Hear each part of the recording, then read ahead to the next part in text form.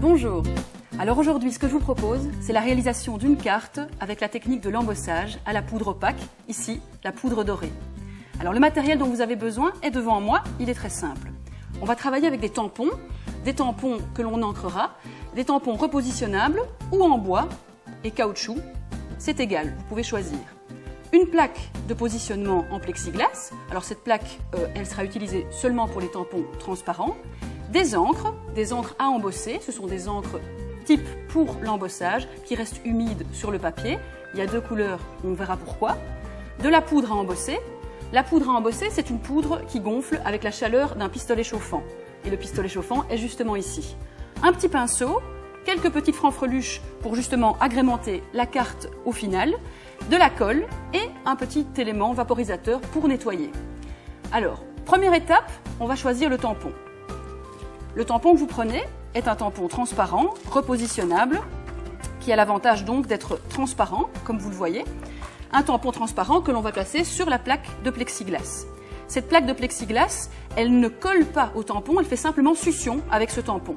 Alors on voit exactement où on se trouve lorsque on se place sur le papier. Alors j'écarte mon modèle, je prends le papier dont vous allez avoir besoin et l'on va travailler maintenant avec les encres à embosser. Alors les encres à embosser sont des encres qui restent humides sur le papier, longtemps, justement pour pouvoir accueillir cette poudre à embosser.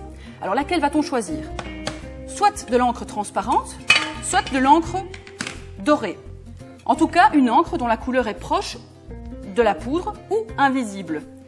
On va travailler avec ces encres sur le tampon en regardant ce que l'on fait. Alors vous tapotez l'encre, vous ne frottez pas. Si on frotte, on en enlève autant qu'on en met. Vous tapotez l'encre et on va appliquer cette encre sur le papier. On applique bien à plat, on évite de faire des mouvements d'aller et de venue. On applique, l'impression se fait sur le papier. Alors, ça c'est la première étape. Vous avez un peu de temps, donc pas de stress, vous allez travailler avec la poudre à embosser qui va venir se coller dans l'empreinte. Cette empreinte va rester humide pendant quelques secondes, quelques minutes même, donc vous pouvez prendre votre temps. Comment fait-on? Vous vous placez sur une plaque, sur un papier de brouillon. Ce papier brouillon va permettre la réception de la poudre. Alors la poudre, on la saupoudre au-dessus du motif. Mais vous la saupoudrez allègrement. Si vous avez peur de ne pas en mettre assez, pas de frottage avec le doigt. On y va allègrement. À la limite, vous mettez la moitié du pot. Moi, j'y mets toujours beaucoup. De toute façon, vous récupérez 99% de la poudre. On tapote. Si vous avez des petits restes qui collent justement parce que vous avez laissé votre doigt, et c'est mon cas, eh bien par exemple, ce que vous faites, c'est que vous prenez un petit pinceau à poil souple et vous frottez la poudre surnuméraire. Toute poudre qui reste et qui est chauffée va être fixée. Donc vous devez vous assurer au préalable que toute cette poudre est partie. Lorsque c'est fait, eh bien, on va, par précaution et pour ne pas renverser les pots, remettre la poudre dans le pot. Alors c'est pour ça que vous aviez besoin d'un papier de brouillon. Ce papier de brouillon, vous le pliez et vous reversez le tout dans le petit pot. Alors, si vous avez peur d'en mettre partout, vous avez peur de gaspiller, vous prenez un petit Tupperware, une petite boîte, c'est égal, ça vous facilitera la tâche ensuite. Et maintenant, on va venir à l'étape de l'embossage. Alors, cet embossage se fait avec un pistolet chauffant. Alors, le pistolet chauffant, ce n'est pas un sèche-cheveux, c'est vraiment un outil qui chauffe avec une chaleur vive. Vous pouvez essayer avec votre sèche-cheveux, s'il est très archaïque, peut-être qu'il chauffera assez, mais si vous avez un moderne, en général, ça ne marche pas. Vous actionnez le pistolet et on va chauffer régulièrement jusqu'à ce que le motif devienne doré. La poudre fond, la poudre va vraiment recouvrir le motif. Dès que vous avez vu une zone prendre, vous allez un petit peu plus loin et de proche en proche, vous allez réussir comme ça à embosser tous les motifs. Donc embosser, c'est-à-dire faire fondre la poudre sur le motif.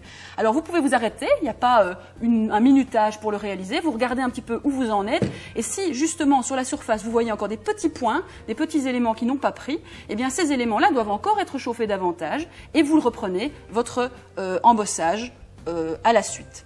Alors, moi, je préfère toujours laisser l'embossage, réaliser l'embossage en hauteur, avec l'air qui puisse s'échapper derrière. Donc, c'est-à-dire pas sur la surface de votre bureau. Pourquoi? Parce que si vous travaillez avec certains papiers qui sont un peu foncés ou qui ont un petit peu de fragilité parce qu'ils sont très, très fins, par exemple, ils peuvent virer de couleur ou onduler un petit peu parce que la chaleur s'accumule lorsqu'elle est sur le support. Donc, vous laissez la chaleur s'évacuer en soulevant un petit peu le papier. On ne se met pas trop loin. On ne se met pas trop proche non plus, 2-3 cm, et on peut rester fixe. On ne balaye pas le motif, ça ne sert absolument à rien. Donc voilà, votre motif est embossé. Il n'y a plus rien à faire si ce n'est d'attendre quelques secondes que le motif soit froid. Et à partir de là, vous pouvez commencer à agrémenter, coller, plier la carte, etc.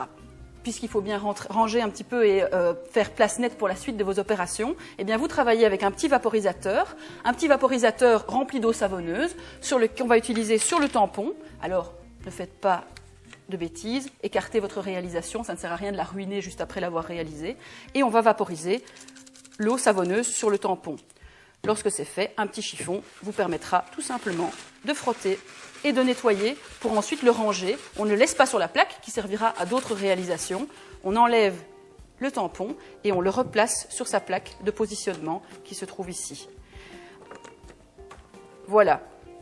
Les tampons se nettoient toujours de la même manière. Si vous avez envie d'économiser un petit peu, vous pouvez aussi travailler par exemple dans votre cuisine à côté du robinet et vous vous trouvez ainsi avec une petite brosse à dents à frotter tous les petits creux pour qu'il n'y ait pas de traces de poudre ou de traces de poussière. Et puis ensuite, il s'agit simplement de continuer vos réalisations pour de nouvelles techniques que vous ne connaissez pas encore et que vous découvrirez avec nous.